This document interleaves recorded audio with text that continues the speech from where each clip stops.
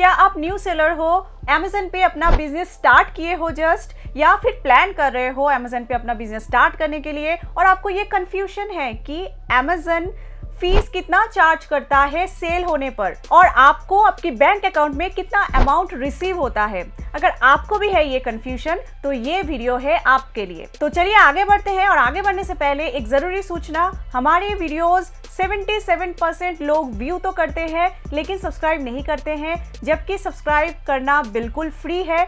अगर आप सब्सक्राइब नहीं करोगे तो हमारी तरफ से कोई इंपॉर्टेंट वीडियो आपसे मिस हो सकता है, तो जल्द से जल्द सब्सक्राइब किया करो। तो चलिए आगे बढ़ते हैं और जानते हैं डिटेल में अमेजन की फीस स्ट्रक्चर के बारे में।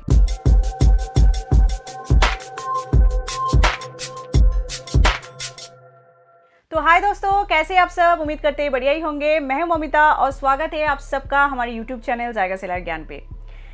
दोस्तों, प्रोडक्ट की प्राइस बहुत इंपॉर्टेंट होता है क्योंकि प्रोडक्ट की प्राइस ही डिसाइड करता है आगे चल के आपका बिजनेस प्रॉफिटेबल होगा या नुकसानदायक होगा। और यहीं पे न्यू सेलर हमेशा गलतियां करते हैं कि वो प्रॉफिट और एक्सपेंस कैलकुलेट सही से नहीं करते हैं और इसके वजह से उन्हें लॉस देखने को मिलता है और उनका अकाउंट माइनस में रन करता है, नेगेटिव में रन करता है। तो आपको ऐसा नहीं करना है। एक सही व्यापारी वही होते हैं जो अपना बिजनेस स्टार्ट करने से पहले अपनी प्रोडक्ट की प्राइस और प्रॉफिट सही से कैलकुलेट करके सेट करें। तो चलिए हम अभी स्क्रीन पे देखते हैं कि आप भी अपने बिजनेस के लिए सही तरीके से कैसे प्रॉफिट और एक्सपेंस को कैलकुलेट करके अपना भी प्रोडक्ट की प्राइस सेट करेंगे। तो चलिए स्क्रीन पे देखेंगे। तो सबसे पहले आपको जाना है sale.amazon.in पर और यहाँ पे आपको मिलेगा फीस और प्राइसिंग। इसमें आपको सबसे पहले हम जानेंगे टाइप्स ऑफ फीस, मतलब कितने प्रकार की फ़ीस आपको अमेज़न पे लगेगा, और नेक्स्ट हम बाकी सारे डिटेल्स जो यहाँ पे हमें दिख रहा है वो सारी डिटेल्स हम फिर चेक करेंगे। पहले हम देखेंगे कितने प्रकार की फ़ीस लगता है अमेज़न पर। सबसे पहले है रेफरल फ़ीस, जिसे हम कमीशन फ़ीस कहते हैं। तो रेफरल फ़ीस जनरली होता है कैटेगरी बेस्ड और जो स्टार्ट होता है 2% से, और ये डिपेंड करता है कैटेगरी टू कैटेगरी। इसके बाद है क्लोजिंग फ़ीस। क्लोजिंग फ़ीस हो गया आपकी प्रोडक्ट की जो सेलिंग प्राइस है उसके ऊपर क्लोजिंग फ़ी डिपेंड करता है। वो भी स्टार्ट होता है 2 रुपीज़ से, जो वैरी करता है प्रोडक्ट की प्राइस रेंज के ऊपर। और वेट हैंडलिंग फ़ीस, जिसे हम शिपिंग फ़ी कहते हैं या डिलीवरी फ़ीस कहते हैं, जो स्टार्ट होता है 28 रुपीज़ पर आइटम से, जो अगेन वैरी करता है आइटम की वेट और डिस्टेंस के ऊपर, जो डिस्टेंस कवर करता है डिलीवरी के लिए। अदर फीस कंप्लीटली डिपेंड करता है अमेज़न की प्रोग्राम्स के ऊपर। जैसे अमेज़न के डिफरेंट प्रोग्राम्स है, Amazon easy ship prime, FBA, तो ये हम आगे जानेंगे अदर फीस के बारे में। इसके बाद स्क्रॉल करके नीचे आते हैं तो यहाँ पे हमें कुछ इन्फॉर्मेशन और मिलता है कि अमेज़न पे कितने प्रकार की फुलफिलमेंट ऑप्शन है, जो फुलफिलमेंट चैनल्स हम कहते हैं, जैसे कि FBA हो गया, ईजी शिप और सेल्फ शिप। अगर आपको डिटेल में इन तीनों फुलफिलमेंट ऑप्शन के बारे में आपको जानना है तो इसके लिए मेरा एक वीडियो है डेडिकेटेडली, इसके ऊपर ही मैंने बनाया है कि अमेज़न के ऊपर कितने फुलफिलमेंट चैनल का ऑप्शन आपको मिलता है, जिसके ज़रिए आप अपनी प्रोडक्ट को डिलीवर कर सकते हैं। इसके बाद हम यहाँ पे आते हैं मेन हमारी जो प्रोडक्ट सेलिंग पे अमेज़न कितना चार्ज करता है। अब यहाँ पे देखेंगे ये 2% कहाँ लगता है। बहुत सारी कैटेगरीज में, सब कैटेगरीज में लगता है। तो यहाँ पे आप देखिए कैटेगरी के ऊपर डिपेंड करता है रेफरल फीस। तो कैटेगरी वाइज आप यहाँ पे देख सकते हैं। ऑटोमोटिव में, व्हीकल्स में कैटेगरी में, ऑटोमोटिव में आपको 2% लग रहा है रेफरल फीस। इसी प्रकार आप हर कैटेगरी की अलग अलग आप देख सकते हैं। मान लीजिए क्लोथिंग और लाइफस्टाइल के लिए यहाँ पे देख सकते हैं आप। एप्रेल्स में जो एक्सेसरीज है उसमें 17% लग रहा है, ठीक है। इनर वेयर में 13%। और यहाँ पे जो इंटरेस्टिंग आप यहाँ पे देख सकते हैं, एप्रेल में 13% है रेफरल फ़ी, तभी जब आपकी प्रोडक्ट की सेलिंग प्राइस 300 के अंदर है। और अगर आपकी प्रोडक्ट की सेलिंग प्राइस 300 के ऊपर हो गया तो फिर आपको लगेगा 17% रेफरल फ़ी। तो ये आपको ध्यान देना है जब आप प्रोडक्ट की सेलिंग प्राइस डिसाइड करेंगे। अमेज़न की फ़ीस को भी आपको कैलकुलेट करना है इसी तरह आपकी प्रोडक्ट की सेलिंग प्राइस के ऊपर। अब देखिए यहाँ पे साड़ीज़ और ड्रेस मटेरियल के लिए स्पेशली अलग किया गया है। तो ये रेफरल फ़ी यहाँ पे फिर अलग हो जाता है। तो आपको चेक करना है कैटेगरी टू कैटेगरी क्या लगेगा, कैटेगरी वाइज आप यहाँ से देख सकते हैं। इसके बाद फिर हम आ जाते हैं क्लोजिंग फ़ी। क्लोजिंग फ़ी हो गया जो आपकी प्रोडक्ट की सेलिंग प्राइस के ऊपर डिपेंड करता है। ठीक है, ध्यान दीजिए, प्रोडक्ट की सेलिंग प्राइस के ऊपर। तो यहाँ पे आपको फुलफिलमेंट चैनल वाइज इसे डिवाइड किया गया है, आप देख सकते हैं। FBA के लिए अलग होगा, इजी शिप के लिए अलग होगा, सेल्फ शिप के लिए अलग होगा। ठीक है, तो सबसे पहले हम देख लेते हैं FBA के लिए। तो FBA मतलब फुलफिलमेंट बाय अमेजन, इसमें आइटम प्राइस के ऊपर डिपेंड करता है। आइटम प्राइस अगर 0 to 250 रुपीज़ है तो फिर ऑल कैटेगरीज के लिए आपको यहाँ पे 25 रुपीज़ लगेगा। कैटेगरीज विद एक्सेप्शन, जो हम आगे देखेंगे कौन से कैटेगरी एक्सेप्शन लिस्ट में है, इसके लिए भी 25 रुपीज़, और सिर्फ 251 to 500 रुपीज़ के लिए कैटेगरीज विद एक्सेप्शन, मतलब जो भी कैटेगरीज एक्सेप्शन लिस्ट में है उसके लिए 12 रुपीज़ ही यहाँ पे लगेगा। तो वो हम देखेंगे। तो इसके बाद अब देखिए आइटम प्राइस जो भी रेंज जैसे जैसे चेंज हो रहा है वैसे वैसे यहाँ पे प्राइस भी चेंज होता जा रहा है। इसके बाद इजी शिप देखेंगे। इजी शिप में देखिए आइटम प्राइस के ऊपर फिक्स क्लोजिंग फी, अगेन वो चेंज हो गया। स्टैंडर्ड इजी शिप के लिए स्लैब यहाँ पे 0 to 250, 251 to 500, 500 1 से 1000 और 1000 प्लस, ये 4 के लिए अलग अलग है, तो आप देख सकते हैं। और यहाँ पे आप क्या चेक कर सकते हैं, इजी शिप प्राइम के लिए भी अगेन ये चेंज हो रहा है।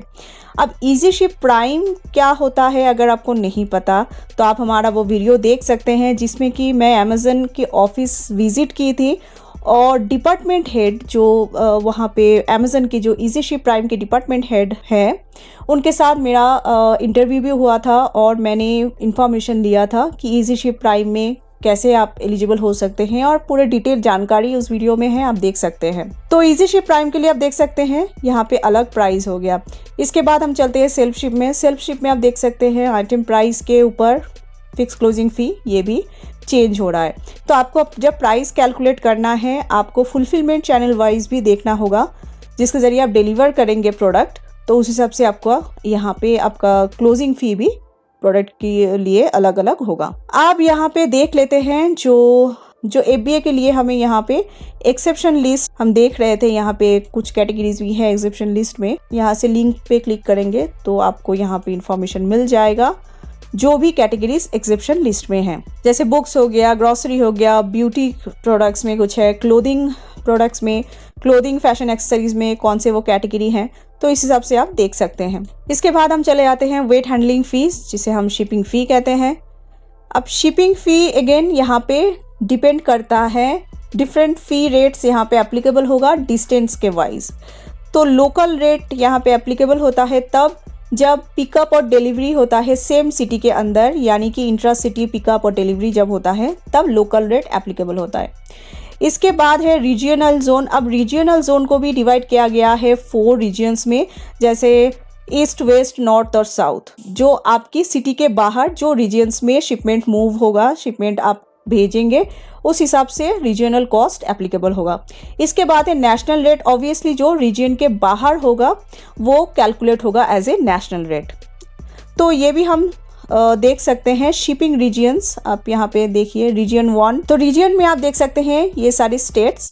फिर रीजियन 2 के हिसाब से आप देख सकते हैं अलग से रीजियन 3, रीजियन 4, कौन कौन सा अलग अलग डिवाइड किया गया है रीजियन वाइज, उस हिसाब से आपका एप्लीकेबल होता है प्रोडक्ट की शिपिंग कॉस्ट। इसके बाद हम फिर देख लेंगे यहाँ पे कुछ साइज गाइडलाइंस के ऊपर भी। यहाँ पे अगर आपको चेक करना है, इनकेस आपको नहीं पता है तो आप यहाँ से चेक कर सकते हैं। जैसे कि आइटम पैकेज वेट अगर 22.5 kg के ऊपर हो गया तो आपको क्या करना है, मैक्सिमम पैकेज आपका हाइट और लेंथ वेट क्या होना चाहिए, ये सारे डिटेल्स आप देख सकते हैं। स्टैंडर्ड साइज आइटम्स के लिए मिनिमम चार्जेबल वेट है 500 ग्राम्स। तो यहाँ पे अगर आपकी प्रोडक्ट की प्राइस 200 ग्राम्स भी है तो वो कैलकुलेट होगा 500 ग्राम से ही। 200 ग्राम्स मतलब 500 ग्राम्स के नीचे कोई भी कैलकुलेट नहीं होता है प्रोडक्ट की वेट। तो 200 अगर है आपकी प्रोडक्ट की वेट तो भी 500 कैलकुलेट होगा, अगर 400 ग्राम्स है तो भी वो 500 ग्राम्स ही कैलकुलेट होता है। तो जनरली वहाँ से स्टार्ट होता है। इसके बाद हम देखते हैं shipping rate. Shipping rate again आपका इजी शिप के लिए अलग होगा, फुलफिलमेंट के लिए अलग होगा। अब इजी शिप के लिए आप यहाँ पे देख सकते हैं स्टैंडर्ड साइज, यानी कि जो बल्कि और हेवी आइटम्स नहीं है वो छोड़ के और जो भी प्रोडक्ट्स होता है वो स्टैंडर्ड साइज़ के अंतर्गत ही आता है अप टू 5 kg। तो यहाँ पे देखिए अप टू 500 ग्राम्स के लिए लोकल, रीजनल और नेशनल, ये तीनों प्राइस यहाँ पे दिया गया है। अब आप जब भी अपनी प्रोडक्ट की प्राइस रखेंगे, शिपिंग कॉस्ट रखते वक्त आपको ध्यान देना है नेशनल हमेशा आप सिलेक्ट कीजिए कैलकुलेट करते वक्त, क्योंकि नेशनल प्राइस अगर आप कैलकुलेट करेंगे तो प्रॉफिट में ही रहेंगे। अगर आपकी प्रोडक्ट की शिपमेंट अगर आप डिलीवर अगर कर रहे हैं रीजन वाइज या लोकल वाइज, तो भी आपका प्रोडक्ट की कॉस्ट में, शिपिंग कॉस्ट में भी आपका बचत होगा। नहीं तो आप अगर रीजनल सिर्फ रखेंगे या लोकल रखेंगे तो फिर आपको लॉस देखने को मिल सकता है। तो फिर हमेशा आप नेशनली करके नेशनल की जो शिपिंग कॉस्ट है उसी पे कैलकुलेट करें और अपनी प्रोडक्ट की सेलिंग प्राइस में ऐड करें। तो ये हो गया स्टैंडर्ड साइज जो 500 ग्राम्स के लिए अलग है। और यहाँ पे एक बात देखिए, नोटिस कीजिए, ईच एडिशनल 500 के लिए अप टू 1 kg आपका ये ऐड होगा। मतलब अगर आपकी प्रोडक्ट की वेट 900 ग्राम्स है तो फिर 500 ग्राम्स 38 प्लस 16 वहाँ पे ऐड होगा। ठीक है, ये कैलकुलेट करते वक्त ध्यान दीजिएगा। और अगर आपकी प्रोडक्ट की प्राइस मान लीजिए 1 kg 200 ग्राम्स है तो फिर 1 kg के लिए आपको ये दो प्राइस तो लगेगा ही, प्लस एडिशनल kg जो यहाँ पे प्राइस दिया गया है 13 रुपीज़ भी वहाँ पे एडिशनल ऐड होगा। ठीक है, तो तीनों प्राइस आपको यहाँ पे ऐड करना पड़ेगा, 500 grams plus additional 500 grams plus उसके बाद जो 1 kg का जो प्राइस है वो आपको ऐड करना है। इसके बाद हेवी और बल्की आइटम्स के लिए आप देख सकते हैं फर्स्ट 12 kg तक लोकल और नेशनल रीजनल के लिए यहाँ पे अलग अलग हो रहा है। लोकल और रीजनल के लिए शिपिंग कॉस्ट क्या है आप देख सकते हैं। इसके बाद यहाँ पे देखिए, यहाँ पे एक मेंशन किया गया है इजी शिप कभी सपोर्ट नहीं करता है नेशनल शिपिंग फॉर हेवी और बल्की आइटम्स। तो हेवी और बल्की आइटम्स अगर आपकी प्रोडक्ट रेंज है हेवी और बल्की आइटम्स में तो आपको इजी शिप सपोर्ट नहीं करेगा for national shipping, only local और रीजनल में आप भेज सकते हैं।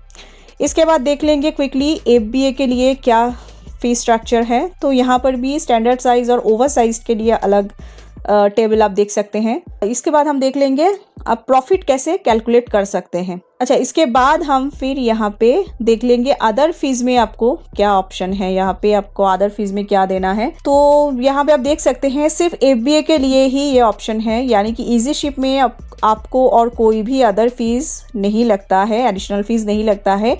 लेकिन अगर आप FBA में यानी कि फुलफिलमेंट बाय अमेजन में, अमेजन के वेयर हाउस में अगर आप अपना प्रोडक्ट रखते हो तो फिर यहाँ पे आपको पिक पैक फ़ी लगता है। जो अमेजन टीम आपकी प्रोडक्ट को ऑर्डर आने पे पैक करते हैं उसके लिए भी आपको एक फ़ी देना पड़ता है, जो डिपेंड करता है आपकी प्रोडक्ट अगर स्टैंडर्ड साइज़ में अगर हुआ तो फ़ी चार्ज होगा हर जो यूनिट्स आपका सेल होगा उसके ऊपर 10 रुपीज़।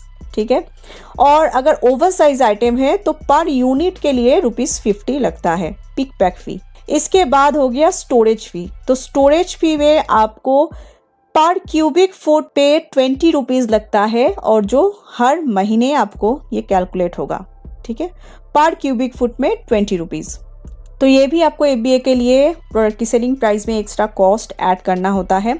इसके बाद एक और एडिशनल कॉस्ट लगता है जब आप अपना प्रोडक्ट इन्वेंट्री अमेजन के वेयर हाउस से रिमूव करते हैं, यानी कि अमेजन के वेयर हाउस से आप अपनी प्रोडक्ट इन्वेंट्री रिमूव करते हैं तो यहाँ पे आपको FBA रिमूवल फीस एक अलग से लगता है। लेकिन हेवी और बल्की आइटम के लिए भी उसी तरह 100 रुपीज़ और 100 रुपीज़ ही लगता है आपको हेवी और बल्की आइटम्स के लिए, जो अदर फीस में कैलकुलेट होता है। तो यहाँ पे अदर फीस में, एडिशनल फीस में इजी शिप में आपको नहीं चाहिए, इजी शिप में कोई भी फीस आपको नहीं लगता है अदर फीस के अकॉर्डिंग। अच्छा, इसके बाद फिर हम चले जाते हैं प्रॉफिट कैलकुलेट में। अब प्रॉफिट आप कैसे यहाँ से कैलकुलेट कर सकते हैं। तो इजी शिप के लिए अलग होगा, FBA के लिए अलग होगा। इजी शिप में देखिए फीस कैलकुलेटर यहाँ पे अमेजन ने दिया है, तो यहाँ से आप अपना प्रॉफिट कैलकुलेट कर सकते हैं। तो यहाँ पे देखिए कि आप क्या सेल करते हैं वो कैटेगरी फर्स्ट यहाँ पे आपको देना है। तो हम यहाँ पे चेक करेंगे किचन टूल्स, जो ऑब्वियसली नॉन अप्लायंसेस में आएगा, और प्रोडक्ट की सेलिंग प्राइस मान लीजिए 500 है तो यहाँ पे हमें सिलेक्ट करना होगा मोर देन INR 300। तो जैसे मैंने प्राइस वाइज सिलेक्ट किया तो यहाँ पे आया 11.5% जो रेफरल फ़ी है अमेजन की इस कैटेगरी के मुताबिक। फिर यहाँ पे एंटर करना होगा प्रोडक्ट की सेलिंग प्राइस। तो प्रोडक्ट की सेलिंग प्राइस अगर हम रख रहे हैं 500, फिर कैलकुलेट करेंगे तो यहाँ पे देखिए, यहाँ पे कैलकुलेट हुआ अमेज़न की रेफरल फ़ी जो 11.5% है, उसके अकॉर्डिंग हुआ 57.5, यानी कि 57 रुपीज़ 5 पैसा। और इसके बाद है अमेज़न की क्लोजिंग फ़ी जो अगेन प्रोडक्ट की प्राइस के ऊपर यहाँ पे ₹8 हमें लग रहा है, 8 रुपया। इसके बाद है शिपमेंट यानी कि शिपिंग कॉस्ट में आपको, तो यहाँ पे इजी शिप के अकॉर्डिंग हम कैलकुलेट करते हैं। और जैसा मैंने कहा शिपिंग फ़ीस वेरी करता है, तो शिपिंग फ़ीस हम यहाँ पे रखेंगे नेशनल। और फिर हम यहाँ पे देखिए नेक्स्ट ऑप्शन है कि अप्रॉक्सीमेट वेट भी आपको डालना है अपनी प्रोडक्ट की। तो प्रोडक्ट की वेट यहाँ पे डाल देंगे 200 ग्राम्स, फिर सबमिट कर देंगे। तो यहाँ पे देखिए जैसे हमने 200 ग्राम्स डाला तो अमेज़न की शिपिंग फ़ी यहाँ पे 69 दिखा रहा है, और टोटल अमेज़न की फ़ीस शिपिंग फ़ीस जोड़ के हुआ है 134 रुपीज़। इसके बाद फिर लगेगा जीएसटी अमेज़न की फ़ीस के ऊपर। ध्यान दीजिए जीएसटी आपकी प्रोडक्ट की सेलिंग प्राइस पे यहाँ पे नहीं लग रहा है, यहाँ पे टोटल जो अमेज़न फ़ीस है उसके ऊपर जीएसटी कैलकुलेट हुआ है, जो सर्विस फ़ी है 18%। ठीक है, अलग से आपको अपनी जीएसटी के लिए प्रोडक्ट की सेलिंग प्राइस के ऊपर कैलकुलेट होता है, जो वो होता है प्रोडक्ट की कैटेगरी के ऊपर प्रोडक्ट की टैक्स कोड आपने जो डाला है, आपकी प्रोडक्ट की टैक्स कोड के मुताबिक जीएसटी कैलकुलेट होता है, वो अलग से आपको प्रोडक्ट की सेलिंग प्राइस में ऐड करना होता है। तो इसके बाद मेरा एक वीडियो भी आ रहा है प्रोडक्ट की सेलिंग प्राइस कैसे आप कैलकुलेट करेंगे, उसमें मैं आपको डिटेल में बताऊंगी कि आपको जीएसटी आपके प्रोडक्ट के टैक्स कोड पे कैसे ऐड करना है। तो यहाँ पे टोटल अमेज़न की फीस हो गया 158 रुपीज़ 71 पैसे। और यहाँ पे आप देख सकते हैं यू मेक, यानी कि आपका जो प्रॉफिट बन रहा है आपकी सेलिंग प्राइस से डिडक्ट होके अमेज़न आपको जो पे करेगा उसका अमाउंट हुआ 341 रुपीज़ 29 पैसे। अब इसके बाद देखिए कैलकुलेट योर प्रॉफिट। तो आपकी प्रोडक्ट की प्रॉफिट भी आप यहाँ से कैलकुलेट कर सकते हैं।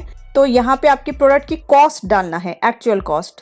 तो मान लीजिए आपकी प्रोडक्ट की कॉस्ट है 150 रुपीज़, तो यहाँ पे कैलकुलेट करेंगे तो आपको आएगा योर प्रॉफिट में, आप देख सकते हैं 191 रुपीज़ 29 पैसा।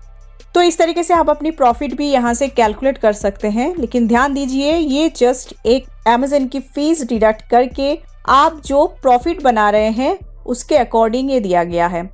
इसके बाद भी आपकी अपनी प्रोडक्ट सेलिंग प्राइस में जीएसटी भी आपको डिडक्ट करना है, जो अगेन 50 to 60 रुपीज़ के आसपास होगा, जो यहाँ से डिडक्ट होगा। ठीक है, और भी मिसलेनियस जो चार्जेस है वो भी डिडक्ट होगा। तो आपका प्रॉफिट यहाँ पे उस हिसाब से आपको फिर देख लेना है। तो दोस्तों अगर आप अपना ऑनलाइन बिजनेस अमेज़न पे और फ्लिपकार्ट पे स्टार्ट करना चाहते हो और जानना चाहते हो स्टेप बाय स्टेप क्या क्या करना होता है, तो आप हमारी ये वीडियोस देख सकते हो। अमेज़न के लिए ये वीडियो है और फ्लिपकार्ट के लिए ये वीडियो है, जिसमें कि आपको पूरा स्ट्रक्चर मिल जाएगा, ब्लूप्रिंट मिल जाएगा कि आपको स्टेप बाय स्टेप क्या करना होता है रजिस्ट्रेशन से लेके रिटर्न तक। तो अगर आपको ये वीडियो पसंद आए तो लाइक करना मत भूलिएगा। अगर आप नए हो हमारे चैनल पे तो सब्सक्राइब करो, नहीं तो कोई भी इंपॉर्टेंट वीडियो आपसे मिस हो सकता है। तो मिलते हैं अगले वीडियो में, तब तक के लिए आप सबका समय शुभ रहे।